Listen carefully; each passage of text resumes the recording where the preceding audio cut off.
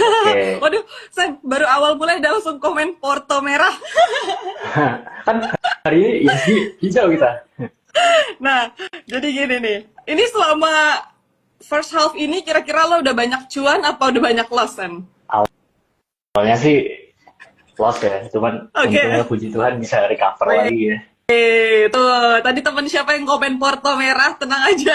Insya Allah Ntar recovery kita untuk semuanya ya. recover di Bisa. second half lah, kita Iya, recover semua. tuh. Ini yang udah ditunggu-tunggu ya, San. Dari kemarin juga Om Farul waktu live sama aku juga udah bilang kita tunggu abis Juni Habis karena ini semua second nungguin half. di second half ya Sen Iya. ya.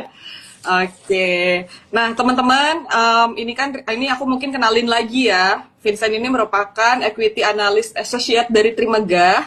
Jadi nanti untuk fokusnya di healthcare dan juga di telco ya Sen ya. Iya, benar. Oke, Telco tower. nanti mungkin kalau teman-teman nih yang selama ini masih banyak pertanyaan nih, karena aku jarang banget nih aku nanya-nanya sama analis healthcare dan juga telco nih. Tapi banyak banget sebenarnya kalau live itu yang nanya-nanya telco kayak gimana, ISAT lah, friend lah, mungkin kayak gitu-gitu ya, Sen. Nanti kalau misalnya teman-teman Oke. ada yang kepo dan pengen tahu, boleh langsung komen gitu. Nah, mungkin tanpa berlama-lama ya, Sen. Kita mungkin langsung Oke. masuk aja Langsung nih. gas aja. Langsung Gas kita aja ya. update ya. Oke. Vincent udah gak sabar nih sharing-sharing. Hari ini aku tadi ajakin Vincent buat live dan dia langsung cus gitu. Nah, mungkin San sekarang nih yang lagi hot banget. Tuh, langsung ada yang komen Telkom. Telkom. Sabar-sabar ya teman-teman. Nah, kita Nanti mulai dari akan atas dulu ya. ya, top down dulu ya.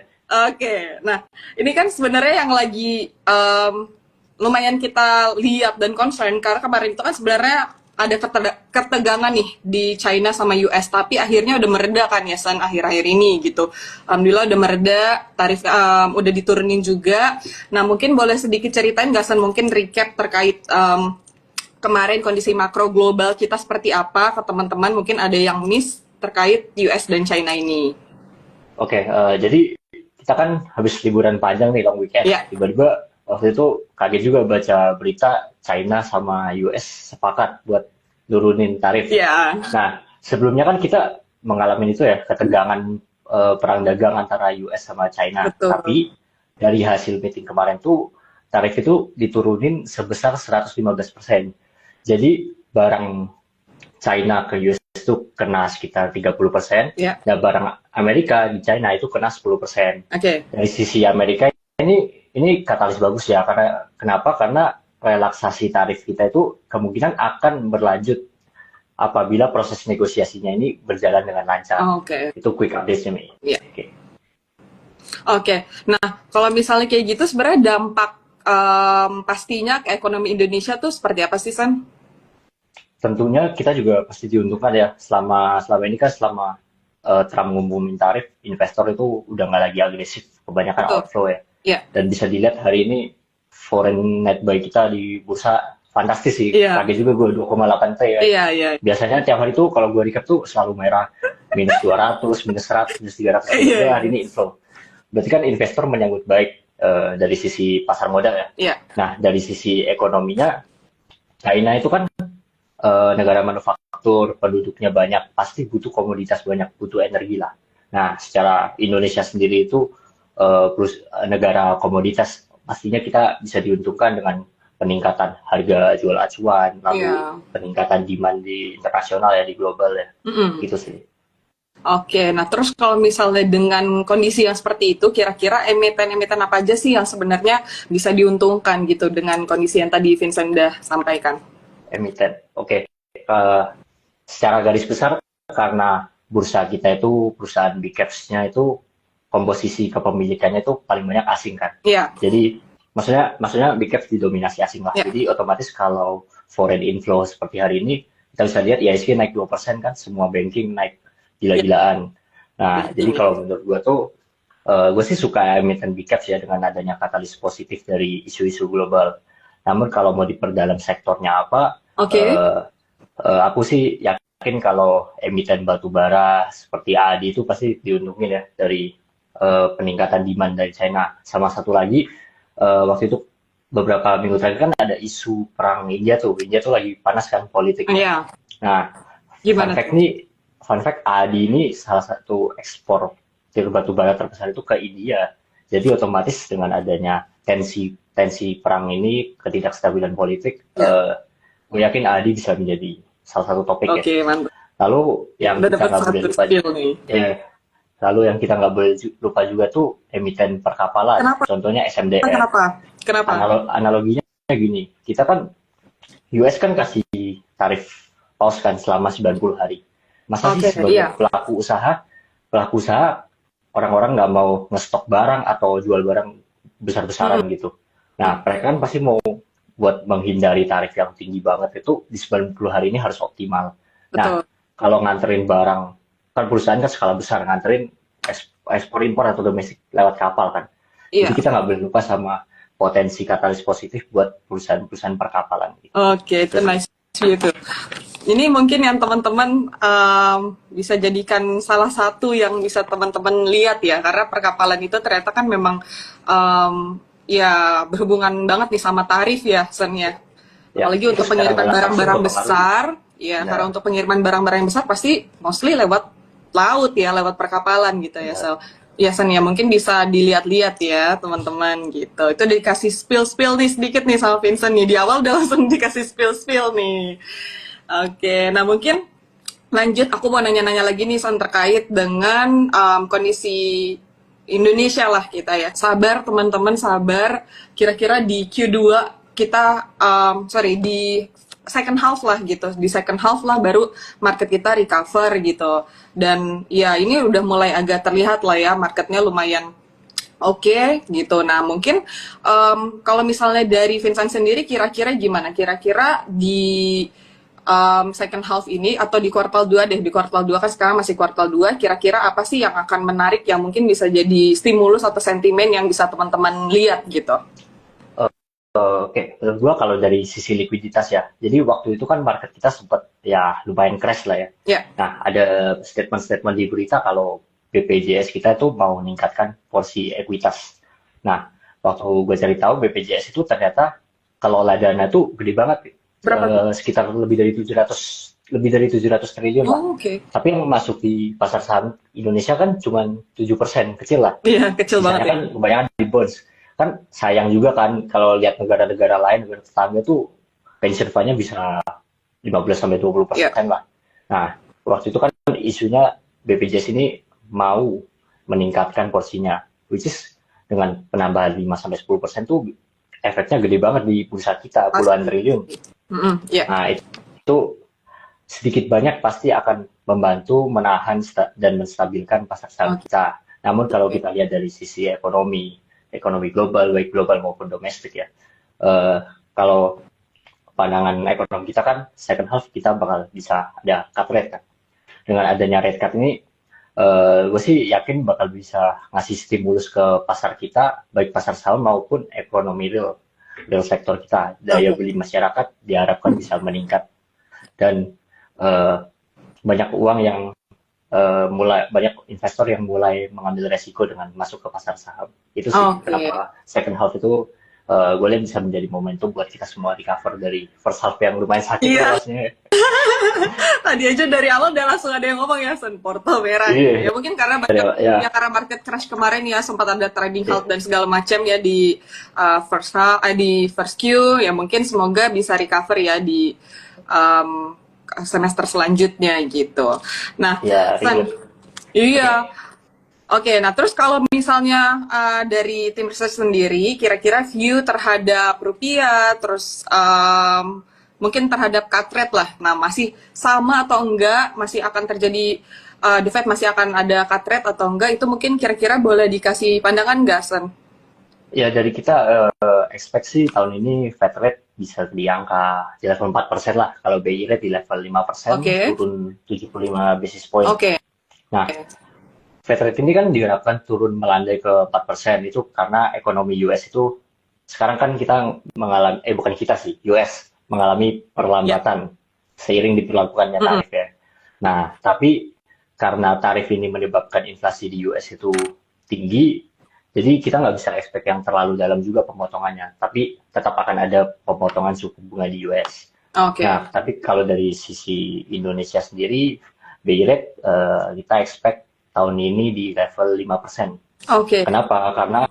Karena central bank itu juga perlu menstimulus ekonomi kita. Kalau dilihat ya, kalau waktu itu gua beberapa kali tanya-tanya pelaku-pelaku pasar lah di sektor real lah, mereka sendiri cenderung wait and see kan buat Betul. ekspansi. Nah, Mm-mm. orang kalau ekspansi itu kan butuh financing, butuh pembiayaan lah, utang Iya. bank misalnya. Nah, sekarang itu kondisi ekonomi kita itu lagi, pelaku pasar itu lagi nggak agresif nih, pada wait and see semua. Nah, kenapa mereka kayak gitu? Faktanya di lapangan, mereka itu omsetnya itu pada turun, pada seret. Daya beli Oh, masyarakat tuh oke. lesu, uang Lagi lesu berputar di ya. Indo tuh ya Mm-mm. lesu semua. Apalagi market crash, Iya. uang orang hilang semua, makin low lagi Iya, iya, pembelanjaannya kan. iya. Ya jadi kita expect akhir tahun nanti bisa di level 5%. Oke. Tadi itu mata uang ya, Iya, rupiah. iya. Sekarang kan sekitar Betul. 16.600, Untuk jadi view-nya ekonomi kita kira-kira sampai di akhir tahun ya, itu di berapa? 16.000 di 16.200, 16.000 dolar. karena kedepannya pemerintah itu mengubah pola pikir terkait non IDR bonds ya. Dulu itu kalau kita mau IDR bonds ya. isu punya kebutuhan falas baru isu bond. Nah, sekarang itu lebih lebih diringankan lah istilahnya, penerbitan bonds dengan mata uang asing itu lebih banyak. Nah, Oke. itu yang akan menjadi pendorong kita buat rupiah kita lebih stabil. Oke. Oh gitu ya. Ya hopefully ya nanti semua nih yang diomongin hari ini semoga semuanya kejadian ya Sel ya. Ya, Ayasan ya. semoga ya. Kan kalau market bagus, rupiah kita kuat, kita semua happy. Kita belanja Betul. bisa enak. Iya betul.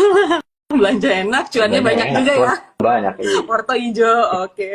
Itu yang paling senang, portfolio. Iya itu ya. Oke, oke. Nah, teman-teman, Vincent ini kan juga belum lama ini ngeluarin beberapa report ya, terutama yang akhir-akhir ini aku lihat itu ada terkait ISAT lah. Mungkin tadi ada satu teman juga yang udah sempat mention terkait Telkom. Nah, mungkin biar kita refresh sedikit, Vincent, boleh nggak lo ceritain mungkin terkait reportnya hasilnya seperti apa, dan mungkin ya dibandingkan dengan telco-telco lainnya tuh ada apa aja gitu. Kayak mungkin boleh diceritain ya. Oke, gue sih mau mau ngasih view gue terhadap Telco sendiri ya. Kan kalau Oke, dilihat beberapa periode terakhir ke belakang itu, kita lihat harga saham Telco tuh banyak yang jatuh, Telkom lumayan betul. dalam tuh, diiris pelan-pelan. Nah, secara industri itu ada permasalahan struktural di mana daya beli masyarakat itu lemah. Iya, Otomatis gimana? mm-mm. Emiten Telco tuh jadi serba salah. Mau naikin harga, ntar nggak ada Iya, yang beli. Iya, mau nurunin harga nggak cuan, susah juga kan. iya, iya. Masyarakat menengah kita ke pressure terus. Nah, jadi selama ini itulah yang menghambat sektor telco. Nah, namun angin segar itu datang di tahun ini, di bulan Maret 2025 kemarin lah. Itu dimulai dari Telkomsel sama Indosat nurunin harga, menaikkan, merasionalkan harga starter pack mereka, kartu perdana mereka ke Oke. harga 35.000. Yang Oh, biasanya dulu ada yang murah 20.000, bahkan sempat ada yang murah banget tuh sepuluh sekarang ribu. jadi tiga Nah, ini puluh lima ribu. 35.000, 3 giga buat 30 hari. Oke. Itu kalau kita bagi secara harga IDR per gigabyte tuh hasilnya sekitar 11.600 kalau nggak salah ya. Oke, oke. Ya, itu lebih tinggi lah. Which is, itu angin segar lah buat prospek sektor telco kita ke depan. Iya, iya. Nah, respon positif ini juga disambut sama XL yang baru aja merger sama Smartfren ya di bulan April Iya. kemarin. Mereka Nah, itu rasionalin ditunggu-tunggu harga lah ya. Smartfren. Ini satu industri sama semua, 35.000, 3 giga, 30 hari. Semua sama. Nah, semua sama. Oke. Nah, kalau gue lihat sih itu awal awal yang positif lah buat kita ningkatin ARPU. Jadi kalau yang belum familiar, ARPU tuh harga jual di industri telco lah, average revenue per user.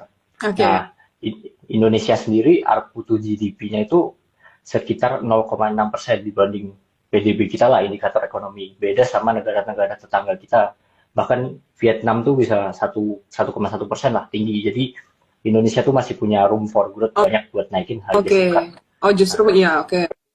Jadi kalau mau memperbagus industri prospek telco, kita harus bersedia bayar kenaikan harga paket. Oke. Nanti ini kan dimulai sama starter pack dulu. Seiring berjalannya waktu, pasti kan harga kuota juga akan dirasionalkan kan. Oke. Tapi Nah, dengan ya, adanya kesamaan price tadi, terus juga produknya itu ya sama persis gitu, itu bukannya bikin jadi ini ya, apa namanya, mereka makin bersaing ketat nih. Nah, kalau gitu selain daripada itu, di antara ketiganya itu apalagi nih, maksudnya mana yang mungkin teman-teman bisa pilih gitu, dilihat dari apanya gitu. Nah, ini kejadiannya bertepatan sama konsolidasi di industri kita. Dulu kan kita pemainnya banyak kan, lama-lama menipis jadi 5, jadi 4. Nah, sekarang jadi 3 doang. Iya. Indosat udah merger, XL udah merger. Nah, otomatis pembelanjaan subscriber kuota itu lebih terpusat ke 3 perusahaan ini kan. Nah, tapi kita juga nggak bisa langsung berharap cepat earnings-nya ke-reflect dari kenaikan harga Starpack. Kenapa? Karena di pasaran tuh masih yang tersedia tuh SIM card lama di toko-toko pelontong, di toko kecil-kecil ya, masih lama kan. Butuh waktu juga buat ngeputar inventory-nya. Jadi kalau gue sih expect di second half itu bisa earnings-nya bisa terlihat. Nah, kenapa kita pilih Indosat? Karena dari semuanya tuh yang paling earnings growth-nya paling menarik, laba pertumbuhannya paling menarik itu Indosat, bisa sampai double digit growth. Dan secara valuasi juga masih di bawah lebih, rata-rata 5 tahunnya lah. masih lebih paling bagus Indosat valuasinya. Sebenarnya ya bagus. Terus gini, kenapa nggak XL atau Telkom dulu? Iya. Kalau XL Smart sih gue lihatnya lebih ke gini, mereka itu baru aja sibuk dengan konsolidasi mereka. Itu kalau habis merger kan harus beresin dari level atas, dari level tengah, bawah semua gimana ya adaptasi lah. Kalau belajar dari merger Indosat sama Tri beberapa tahun lalu tuh butuh waktu yang nggak lama, ya nggak cepat. Jadi di atas 1 tahun bisa 2 tahun. Nah, tapi hasilnya bagus kan, market appreciate, Indosat rally, earnings juga bagus. Nah, XL itu kalau sekarang agak susah memprediksinya, agak sulit lah lihat numbersnya ya, secara company perusahaan sendiri belum bisa kasih guidance. Gitu. Kalau Telkom ini view gue lebih ke technical sih, karena earnings growth menurut gue kayaknya nggak bisa sebagus Indosat. Nah, tapi kalau secara ekonomi kan, secara stock market kita big caps terpusat ke big banks, Telkom, Astra kan. Iya, betul. Nah, kalau makro kita bagus, foreign inflow otomatis ya bisa dapat bagian lah, inflow kan, saham naik karena inflow-nya kan. Iya. Nah, di sisi lain Telkom juga ada katalisnya, itu dividen persennya tuh selalu meningkat. Iya. Nah, kemarin kan waktu ISG lagi turun-turunnya, perbankan kita heboh bagi dividen gede-gede banget. Gede-gedean, iya. Market appreciate kan ya. Iya. Gue sih expect dividennya bisa 7-9% lah ke depannya. Oke. Berarti sebenarnya masih 2 itu ya, Isat dulu, Telkom, mungkin baru yang terakhir Excel gitu ya, San? Mungkin Excel sama Telkom mungkin. Isat dulu ya. Gitu. Oke, tetap Isat dulu ya. Oke, kalau gitu. Oke, berapa ininya target price-nya, TP-nya? TP di report kita 2.480. Oke, 2.480 ya untuk Isat. Oke, nah ini teman-teman tadi udah yang nanya-nanya soal Telkom, tadi yang nanya-nanya soal Telco juga udah terjawab banget nih sama Vincent. Dan nanti mungkin kalau teman-teman mau akses reportnya itu bisa banget di Trima Plus, karena kita update itu daily ya untuk report-report dari tim analis kita gitu. Jadi misalnya teman-teman mau baca reportnya Vincent atau report-report yang lain itu bisa banget diakses gitu. Nah, ini terkait Telco nih tadi udah dijelasin nih sama Vincent apa yang terjadi, terus juga yang mana yang harus dipilih. Vincent juga udah ngasih hint dan clue lah. Nah, mungkin kalau misalnya selain dari Telco kan Vincent juga nge-cover tentang healthcare ya. Kemarin tadi juga ada bahas tuh terkait BPJS gitu. Terus kemarin juga sempat ngeluarin report ya soal Mika. Nah, mungkin boleh kita sedikit dikasih tahu juga nih, San, terkait healthcare. Kira-kira saat ini apa sih yang terjadi di sektor healthcare? Terus juga kira-kira mana yang paling menarik dan apa yang mungkin teman-teman bisa perhatiin lah kalau misalnya mereka lagi pengen coba masuk ke sektor healthcare. Oke, kalau sektor healthcare khususnya rumah sakit ya. Jadi isu yang paling fresh itu yang tadi maksud gue bukan BPJS Kesehatan, yang di awal tadi itu BPJS Ketenagakerjaan. Nah, kalau BPJS Kesehatan kita itu lagi mengalami defisit. Nah, Hmm. otomatis topik kita adalah mitra keluarga. Kenapa? Kenapa? Bedanya apa sih sama hospital lain kayak Hermina? Mitra keluarga itu rumah sakit yang melayani mayoritas pasien private insurance, jadi Oke. swasta, bukan dari BPJS. Ya. Kalau satunya Hermina tuh mostly BPJS. Nah, Hmm. Hmm, hmm. BPJS kalau defisit dampaknya itu bisa kemana? Bisa ke telat pembayaran Oke. klaimnya. Karena waktu itu di first quarter tuh Hermina tuh maksud gue Mika itu bisa delay 2 sampai 4 minggu piutangnya. Oke. Piutang receivable days-nya bertambah lah. Iya. Kalau Hermina itu seingat gue sekitar 1 minggu. Hmm. Nah, terus selain masalah itu, kalau dilihat secara garis besar tuh rumah sakit bakal bisa menarik lah di second half lah, second half lah. Oke. Kenapa? Kenapa? Karena secara musiman ya, Hmm? biasanya kalau lebaran tuh rumah sakit lebih sepi. Kan kita Oh. pada liburan. Biasa Iya, orang kalau iya. mau operasi ditunda lah. Iya, Itu iya, iya. pertama. Terus Oh. kedua, ya pegawainya kan pasti mau liburan lah, tenaga kerja Iya, pada iya, iya. liburan. Oh gitu. Jadi ya itu semua bakal ke translate kok ke laporan keuangan. Kita bisa lihat first Q lumayan drop dalam khususnya Hermina ya. Kalau Ya. Mika so far masih resilient sih. Oke. Nah, nah di second half itu kita udah nggak ada holiday, kita bisa Mm-mm. optimalkan hari kerjanya sehingga diharapkan bisa deliver pertumbuhan laba yang di atas double digit lah, di atas 10%. Ditambah mungkin karena di apa second half itu kerjanya semakin keras, banyak yang mungkin Bisa selain akan keras, rentan terhadap penyakit gitu ya San ya. benar ya. Gitu. Mungkin kalau misalnya dilihat dari report-report sebelumnya mungkin kayak gitu ya. Ya. Oke. Nah, kalau misalnya terkait komoditas nih, kira-kira kan dari kemarin juga nih banyak banget tuh kayak emas, harganya udah melangit-langit banget deh nih San ya. Pas kemarin lagi market crash, orang-orang lihat kayak, waduh emas nih menarik banget, udah tinggi banget nih harganya gitu. Atau ya ada komoditas-komoditas lain lah yang mungkin Vincent juga lagi tertarik nih. Mungkin Vincent juga lagi liatin kayak kira-kira ada potensi lah di second half ini, kira-kira akan oke, itu kira-kira apa ya? Kalau gue pribadi, better kita ikutin flow global ya, ke Oke. demand yang bakal naik, misalnya coal ya. Jadi Ya. gue sih suka coal-coalan. Secara dia Hmm, tuh diuntungkan dengan ketegangan yang mereda antara US dan China, terus mungkin tensi di India, otomatis kan demand-nya nanti akan better lah. ya, Kalau emas, kayaknya emas lagi koreksi ya, iya. gue kurang prefer Sekarang, sih. ya. CPO tuh juga menarik ya. CPO tuh demand-nya menarik. Pernah Oh, gue ngeliat. CPO menarik ya. CPO ya menarik. Tapi kalau gue sendiri prefer di market yang sekarang sih, kita selain collect big caps yang suka trading big caps atau swing, bisa mulai collect big caps, atau yang punya risk tolerance lebih tinggi boleh ke saham-saham yang ada corporate action-nya atau Oke. saham-saham konglomerat lah.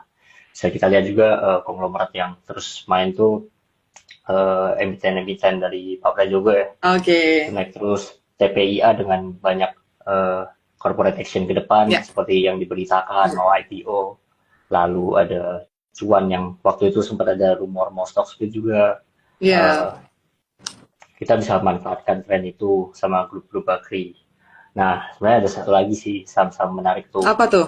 Mungkin ini buat yang risk tolerance-nya tinggi ya. Oke. Sebenarnya kita nggak boleh tutup mata juga sama saham-saham backdoor listing. Saham-saham backdoor listing itu emang resikonya lebih tinggi. Iya. Tapi kalau kita lihat ya, tahun lalu ketika market nggak seberapa perform, yang orang-orang bisa mengambil keuntungan dari fenomena ini. Iya. Banyak banget. Nah, Benar-benar. sayangnya di tahun ini sudah bukan yang kayak tahun lalu yang tema backdoor langsung naik kayak bank digital dulu. Tapi Iya. lebih ke pembuktian mana yang beneran emang serius backdoor listingnya, kayak mereka mau red issue, mau Oke. inject aset, pokoknya yang dibenerin serius yang turnaround. Contoh awal kan kayak Pani itu kan salah satu yang paling sukses. Dulu Pani cuma kaleng, jualan kaleng, tiba-tiba Iya. bisa jadi pick 2 sebagus saat itulah. Iya. Market akan appreciate. Nah, kedepannya kita juga bisa pantau lah mana yang backdoor yang beneran ya, yang legit, yang kelihatan niat serius mau trade issue, kita pelajarin aset-aset apa yang mau diinjek. Oke, berarti mungkin lihat juga dari fundamentalnya, terus dari ya semuanya sih, dari technicalnya, mungkin dari corporate actionnya. Kan tadi Vincent sempat juga bilang grupnya Pak PP itu juga kayak TPIA gitu ya, itu yang mungkin masih bisa dilihat sama teman-teman gitu. Oke, mungkin kalau misalnya aku bisa recap nih, jadi tadi nih mungkin teman-teman ada yang baru join juga, dari awal nih Vincent udah banyak ngasih spill-spill lah gitu terkait beberapa emiten-emiten gitu. Tadi ada sempat juga nih yang nanya terkait AADI, terus juga Vincent juga udah sempat jelasin juga tuh terkait AADI, terus juga yang menarik dari transportasi laut ya, SMDR, itu juga masih menarik. Terus habis itu kalau kita lihat dari Telco, tadi Vincent juga udah ngeluarin, kemarin juga Vincent udah ngeluarin report ya, yang saat ini masih paling menarik itu ISAT. Itu kita lihat dari valuasinya juga masih lebih oke lah dibandingkan dengan telco lainnya.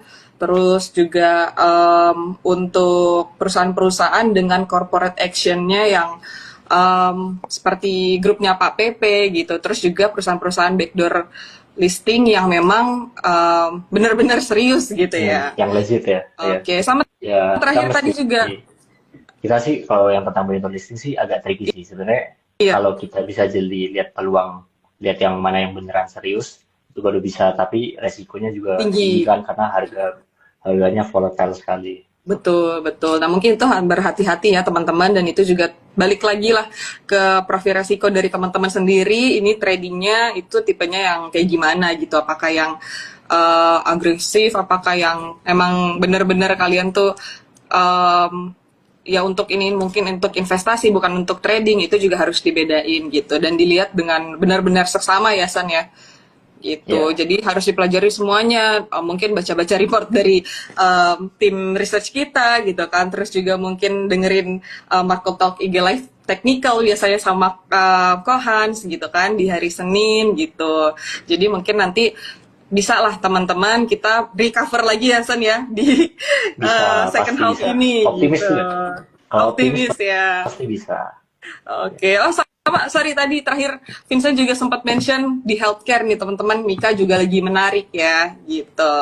Jadi kalau misalnya aku recap nih tadi beberapa nih yang udah Vincent mention, nanti teman-teman bisa dengerin ulang lah kenapa tadi Vincent ceritain saham-saham tersebut menarik untuk mungkin dilirik sama teman-teman. Itu nanti akan di save kok, tenang aja untuk live hari ini gitu. Nah mungkin Vincent sebelum kita akhiri nih, kira-kira boleh kasih closing statement nggak nih buat teman-teman? Kira-kira tips and trick lah buat teman-teman dalam menjalani second half ini. Terus habis itu ada mungkin apa yang perlu diperhatiin sama teman-teman, dan gimana caranya bisa ya mungkin tips supaya bisa cuan lah sampai akhir tahun gitu. Kira-kira gimana? Kalau menurut gua buat teman-teman investor sama trader, I think it's good time buat kolek-kolek saham ya, buat persiapan kita ke rally second half, terutama saham-saham yang diuntungkan dari kondisi ekonomi global kita, serta yang tadi kayak gua mention, saham-saham yang aksi korporasi sama saham-saham konglomerat. Jangan takut buat memulai dikala bursa sedang mengalami resiko dan ketidakpastian kemarin. Karena menurut gue kedepannya risk kita udah limited kok. Selama ini ISG kita rebound naik kenceng ke hampir 7.000 tuh asing outflow, asing keluar itu buy lokal. Apalagi asing masuk kayak hari ini kan kenceng kan. Jadi tetap optimis aja. Gue sih yakin sih lebih better daripada awal tahun kemarin yang lumayan seru. Kalau misal kalian yang nge-swing dengan profil resiko yang lebih konservatif, boleh kolek-kolek emiten-emiten blue chip yang sensitif dengan foreign flow. Lalu kalau kalian lumayan suka trading, bolehlah coba emiten-emiten cap tier 2 kayak SMDR, maybe ADI, PANI itu. Terus kalau kalian suka resiko, ya tetap harus ada bobot blue chipnya ya. Tapi kalau mau porsi kecil resiko biar dapat pengalaman, boleh coba saham-saham yang corporate action, kayak saham-saham konglo, kayak hari ini Dewa hari ini kencang banget. Mungkin saham-saham backdoor yang berpotensi bisa jadi kayak PANI, mungkin kayak Pack4U yang mau red, ya maybe mau red issue, atau ada kalian nemu emiten lain yang di keterbukaan informasi mau red issue, kalian bisa pelajarin tentang Betul. itu. Oke, yang jelas yang penting harus sering-sering kalian baca berita, baca Sering-sering report di-share. gitu, sering-sering analisis ya, dan bisa tanya-tanya ya. Nanti boleh kan Vincent kalau misalnya ada teman-teman di sini Boleh. yang mau Boleh. follow IG-nya Vincent dan nanya-nanya juga terkait seputar market, terkait emiten, terkait saham-saham gitu. Mungkin bisa juga nih ke Vincent gitu ya.